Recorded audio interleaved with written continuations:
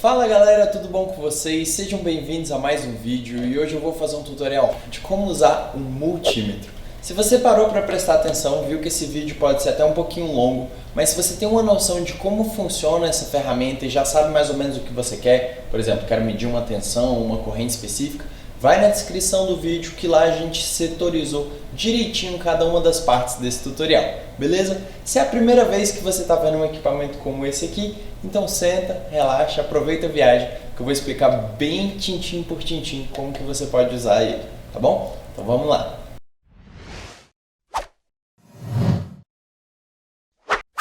Primeiro de tudo, vamos falar o que é o multímetro, né? Ele é um dispositivo parecido com esse aqui, tem de diferentes cores, formatos e modelos, e a intenção dele é que ele possa fazer diferentes medidas dentro do universo da eletrônica. Então você pode medir uma tensão, uma voltagem, né? Aquele negócio de volts, você pode medir uma corrente elétrica que geralmente sai em amperes, né? E ela pode ser uma corrente contínua de baterias, pode ser uma corrente alternada das tomadas. Você pode medir a resistência de dispositivos e materiais, pode medir a continuidade de um circuito e várias outras pequenas funcionalidades, como por exemplo trabalhar com transistores ou enfim, tem outras chavinhas aqui que a gente não vai mencionar tanto. Mas, numa visão geral, é um equipamento como esse que vocês estão vendo aqui nas animações que a gente vai ter para te ajudar. E antes de sair usando esse negócio para testar qualquer componente elétrico, é muito importante que você tenha cuidado, né, com a segurança desse dispositivo. Principalmente para você não tomar um choque, mas também para você não estragar o seu equipamento. Então, é muito legal que você conheça a categoria do seu multímetro. Nem todos os multímetros conseguem, né, ser colocado na tomada ou, enfim, medir outros tipos de instalação elétrica. Existem faixas, né, de categorias para cada um deles. E eu vou deixar um link na descrição para você conhecer qual é a categoria do seu e tomar as devidas medidas de segurança, tá bom? Então, agora que a gente já fez, né, esse aviso de segurança, vamos explicar um pouquinho sobre como que você usa ele. A primeira coisa que você vai ter que fazer é a gente verificar se ele está com bateria. E para verificar isso, você vai rodar essa chave que tem no centro dele. Quando você rotacionar essa chave para fora do off, para qualquer uma das posições, vou perceber que o display que fica acima dessa chave vai se acender mostrando alguma informação. Isso quer dizer que, ok, o seu multímetro tem bateria. Então, nós podemos retornar ele para o off e deixá-lo desligado por enquanto. Agora que nós já sabemos que o nosso multímetro tem bateria, nós vamos começar a ver como montá-lo. Então as ponteiras provavelmente vieram desconectadas para você. O que nós vamos fazer é justamente conectar esses três buraquinhos que possuem na parte mais baixa do nosso multímetro. Então vocês vão perceber que no buraquinho de baixo vai estar escrito COM. COM é o nosso fio comum. Então lá nós vamos inserir o nosso fio preto. Esse fio preto, vocês vão ver que tem uma cabecinha um pouquinho estranha, nós chamamos ele de ponteira de teste. Então a primeira ponteira de teste vai ficar no furo mais abaixo. A segunda, a ponteira de teste vermelha, vai ficar no do centro, que é um que está com um V, um símbolozinho de ON, um M e um A. Então agora nós já temos as nossas duas ponteiras conectadas, nós vamos começar justamente a brincar um pouco mais com ele e ver o que cada função é capaz de fazer.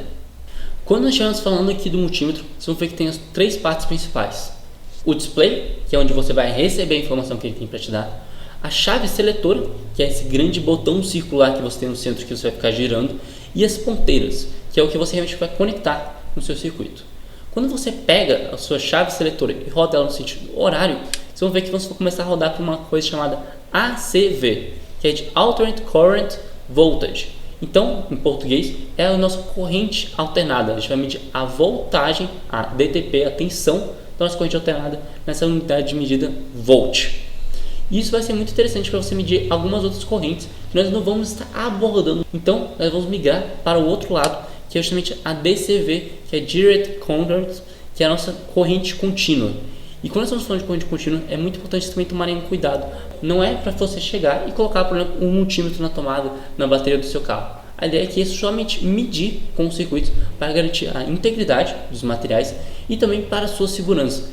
Então, às vezes, você vai precisar de outras capacitações para poder realmente medir correntes maiores, voltagens maiores. Então, vamos começando do básico e vamos de pouquinho em pouquinho mostrando o que você pode e como você deve fazer para realizar as medidas da melhor forma possível.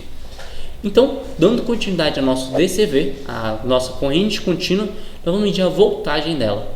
E embaixo dessa sigla, vocês vão ver que nós temos vários números. Então ele começa lá em 1000, que seria 1000 volts. Então com essa casa você consegue medir até 1000 volts.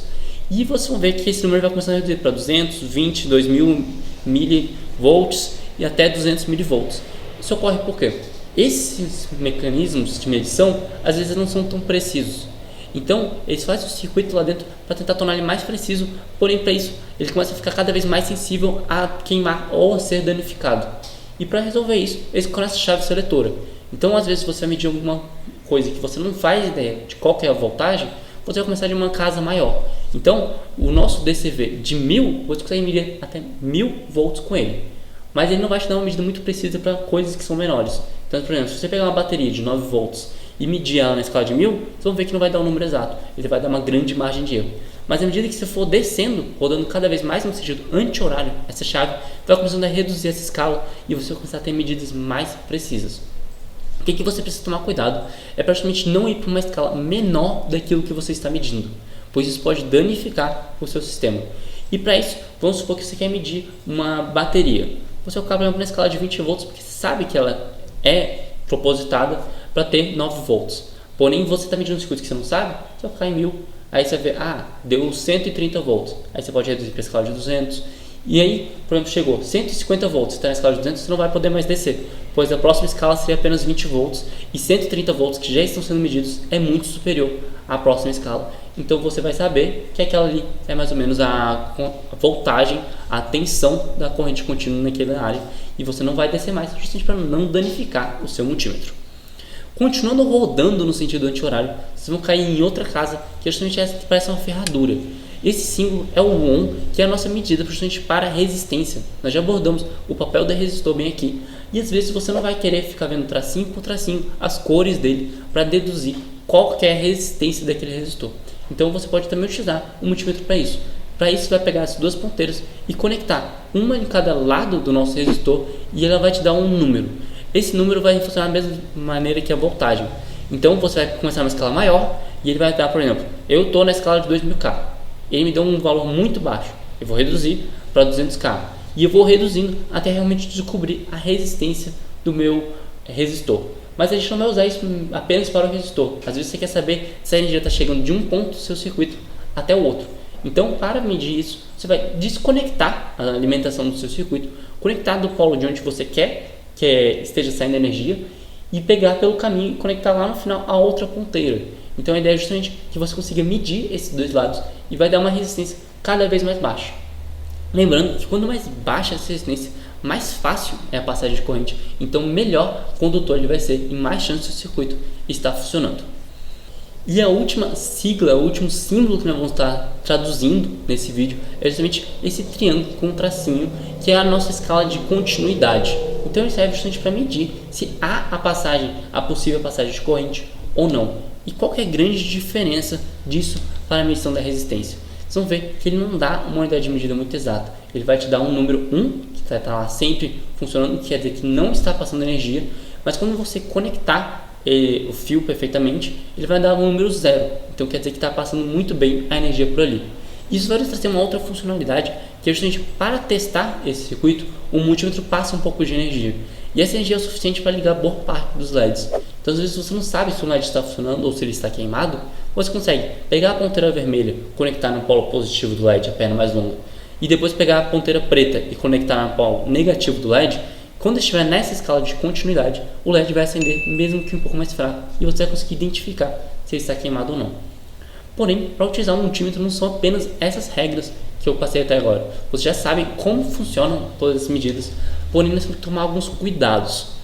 O primeiro deles é justamente sempre tentar medir com o circuito desligado, exceto caso você esteja realmente querendo medir a voltagem, porque a voltagem em si vai deturpar as demais medidas, então geralmente a sugestão é desligar. Outra coisa é evitar deixar as ponteiras conectadas durante muito tempo, então não é para você ficar com ele ligado o tempo inteiro conectado. A ideia é você chegar, o seu circuito está ligado, você chega com as ponteiras, realiza o teste, desconecta, faz o próximo teste. Não é para você mantê-lo ligado durante grandes períodos de tempo, justamente para evitar defeitos futuros no seu multímetro. Outra coisa também tomar cuidado é para evitar o curto-circuito. Então, às vezes, nós estamos com um circuito montado, querendo medir a voltagem, e quando começamos a inserir as ponteiras, nós corremos o risco de ligar o positivo e o negativo diretamente, isso pode sim danificar um componente ou até a nossa bateria. Então, outra coisa que tem que tomar cuidado é justamente isso, evitar esse curto-circuito que pode ser causado. Bom, gente, essa era a visão geral que eu queria trazer para o dispositivo, explicar mais ou menos como ele funciona. Espero que as animações, que a forma como eu falei aqui, tenha sido bem prática, bem fácil de funcionar. Esse aqui é um equipamento muito útil para resolver pequenos problemas de casa, para implementar uma aula maker, né? Começar a trabalhar com robótica e poder identificar os erros que você tem no seu projeto. Tem um monte de funcionalidade, é muito importante que todo cidadão tenha pelo menos uma noção de como isso aqui funciona. E eu espero ter ajudado vocês nessa missão. Se sim, não deixe de curtir, de seguir o nosso canal. A gente tem várias dicas sobre robótica, tecnologia, principalmente sobre educação. E deixar aqui um comentário se você tiver qualquer dúvida na hora de usar. Eu vou estar à disposição para te ajudar. Bom, gente, muito obrigado e até mais.